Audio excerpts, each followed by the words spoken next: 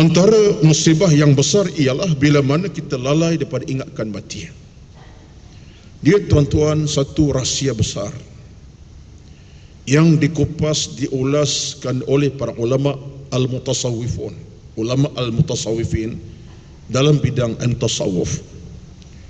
Dirakamkan al-Imam As-Samarqandi, disebutkan juga al-Imam Al-Qushairi, ini ulama tasawuf.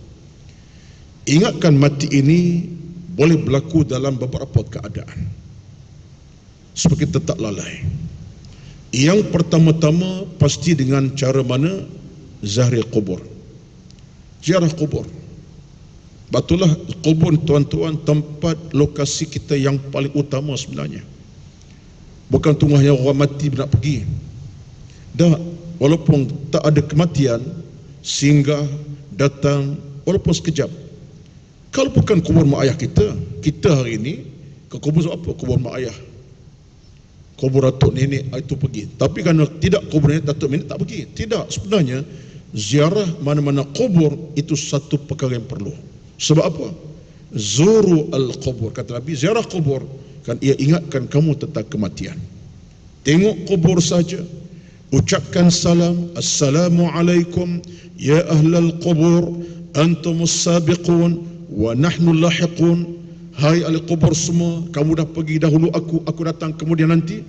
Jadikan kita lebih insaf. Jadi yang pertama kata al-Imam Al-Qushairi, termasuk al-Imam Samarqandi dalam kitab mereka tentang hal ingatkan mati tak lalai, pertama ziarah kubur. Tak boleh hari-hari pun tak apa, seminggu sekali contohnya. Yang keduanya ialah kita sentiasa melihat dalam kacamata kita akan mati bila-bila masa. Kita hanya dengar orang mati sekian-sekian, tak pernah rasa kita akan mati seolah umur kita panjang. Tidak, kata Imam Al-Qushairi, letaklah diri kamu akan mati. Maknanya kita merasa kita akan mati bila-bila masa. Ini payah, saya tak rasa macam tu, payah tuan-tuan.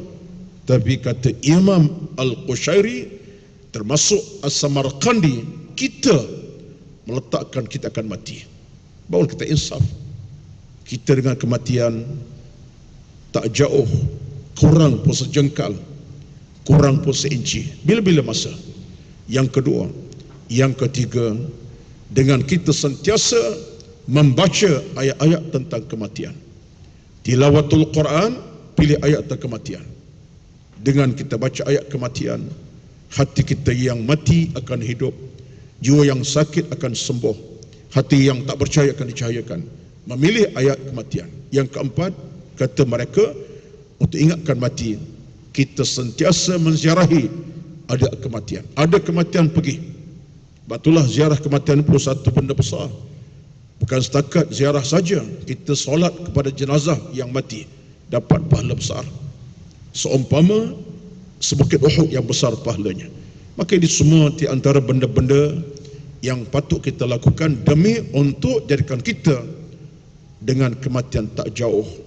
Dan moga-moga Allah sentiasa berikan hati kita makin bercahaya, tidak kelam, hati yang hidup, tidak mati, hati yang berilmu, bukan jahil. Amin Rabbal Alamin.